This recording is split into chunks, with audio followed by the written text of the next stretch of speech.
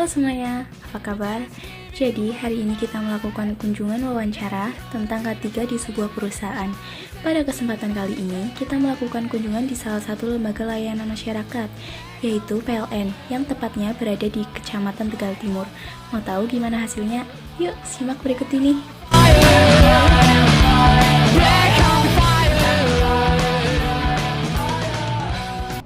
Assalamualaikum warahmatullahi wabarakatuh. Waalaikumsalam warahmatullahi wabarakatuh.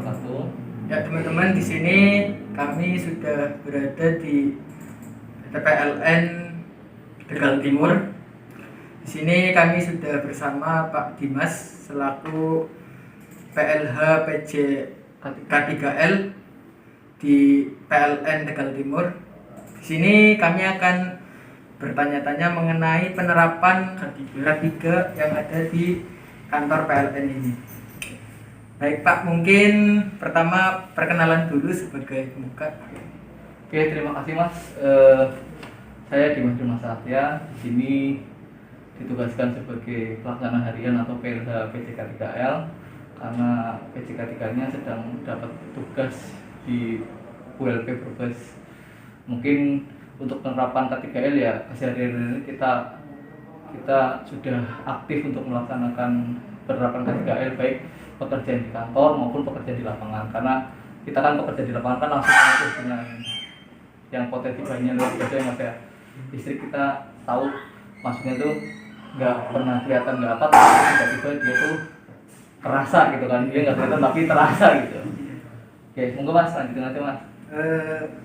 Mungkin pertanyaan pertama, apakah di PT PLN ini menerapkan konsep K3-nya sesuai dengan peraturan perundang-undangan yang ada Pak? Iya, sesuai. Jadi kita kan dasarnya dari Undang-Undang Nomor 1 kalau nggak salah 1970. Jadi semua peraturan-peraturan yang ada di undang-undang itu kita terapkan ada di kita dalam bentuk bisa dari prosedur SMK 3 dan SOP-nya, terus job safety analysisnya semuanya sudah kita terapkan sesuai dengan peraturan perundang-undangan. Makanya kita tuh ada tersendiri untuk sertifikat SMK 3-nya. Jadi selain kita juga menerapkan K3-nya, kita juga menerapkan sesuai dengan undang-undang yang ada. Enggak. Mengenai K3 untuk perusahaan PT PLN ini, fasilitas apa yang disediakan di sini Dari perusahaannya ya? Iya.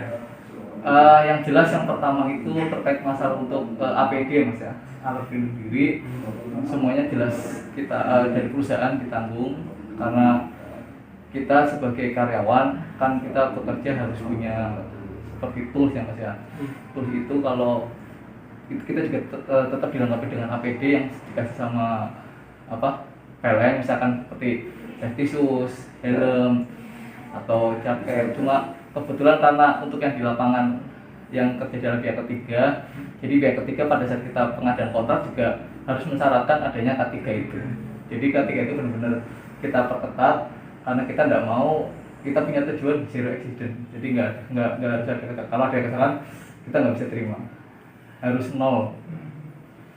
Jadi wajib si perusahaan yang mau bekerja sama dengan kita ya wajib menerapkan K3, harus dia punya sertifikat SMK 3 dan benar-benar APD-nya APD yang benar memenuhi standar Mas.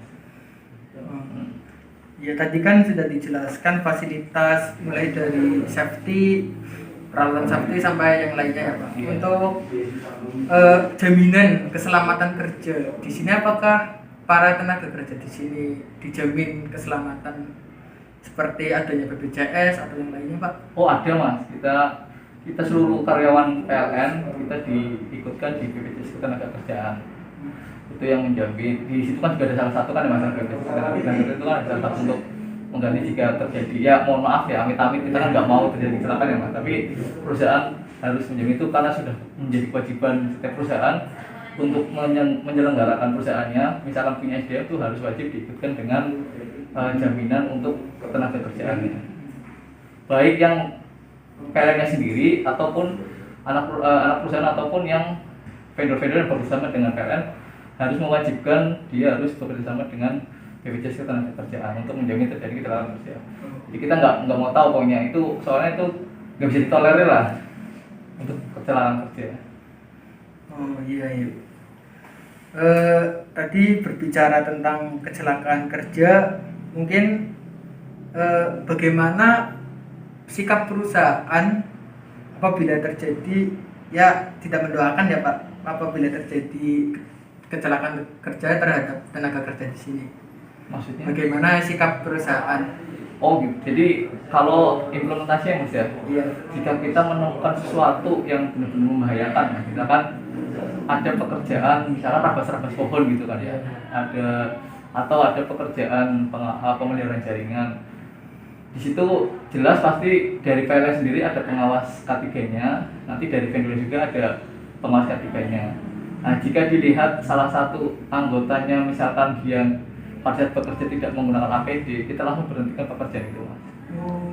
Jadi kita nggak mau melanjutkan, kita nggak mau mengambil risiko yang besar karena itu menyangkut nyawa orang, Mas. Karena kita listrik itu nggak tahu seperti apa kan ya, Mas. Kita nggak melihat, tapi kalau dipegang strum ya, pokoknya kita nggak mentolerir adanya kecelakaan. Itu salah satunya. Terus yang kedua itu jika ada bangunan-bangunan yang dekat dengan jaringan listrik, kita pasti langsung datang untuk mensosialisasikan, menghimbau bahwa Anda membangun rumah dengan jaringan itu perlu hati-hati. Jadi benar-benar kita terapkan Mas untuk kedua ketiganya. Berarti untuk K3 di PT PLN ini sangat penting sekali ya Pak? Iya. Berbicara tentang itu, gimana cara perusahaan di PT PLN ini mensosialisasikan tentang pentingnya K3 untuk para tenaga kerjanya Pak? Oke. Yang pertama terkait dengan vendor ya Mas. Pada saat dengan vendor, pada dia mengadakan kontrak baru, itu jelas ada persyaratan ketat untuk syarat administrasi harus lolos K2, harus lolos K3. Misalkan dia punya sertifikat K3 atau melalui CSMS. CSMS itu Contractor Safety Management System. Jadi kalau si kontraktor dia tidak lulus K3, dijamin dia tidak bakal bisa bekerja dengan PLN.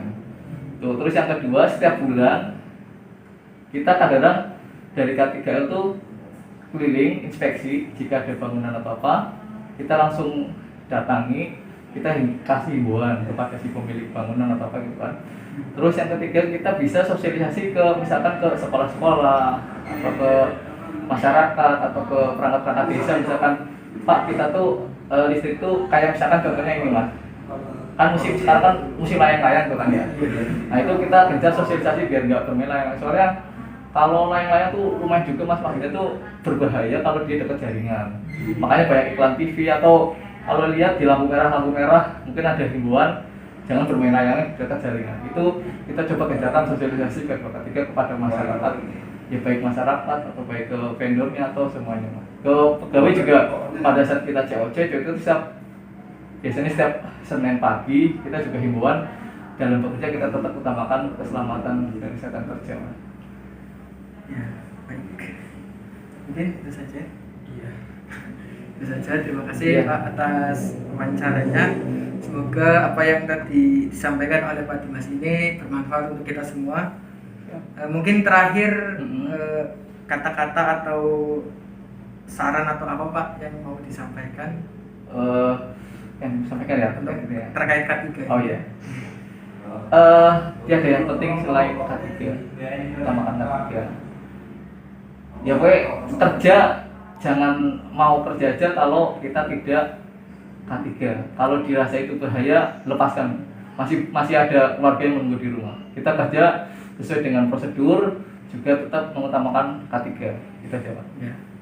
Ya, luar biasa sekali teman-teman dari Pak Dimas pemaparannya. Sekali lagi semoga bermanfaat untuk kita semua. Terima kasih Pak Dimas atas penjelasannya. Bisa saya Mas ya? Ya, Pak. Amin. Yap, seperti itulah hasil wawancara kami tentang K3 di kantor PLN yang bertempat di Kecamatan Tegal Timur. Jadi, kesimpulannya adalah K3 itu sangat penting dalam sebuah pekerjaan. Apalagi pekerjaan yang mempertaruhkan nyawa seperti karyawan PLN ini ketika mereka mendapatkan tugas untuk merapihkan kabel-kabel di pinggir jalan. Sekian dari kami, kurang lebihnya mohon maaf. Wassalamualaikum warahmatullahi wabarakatuh.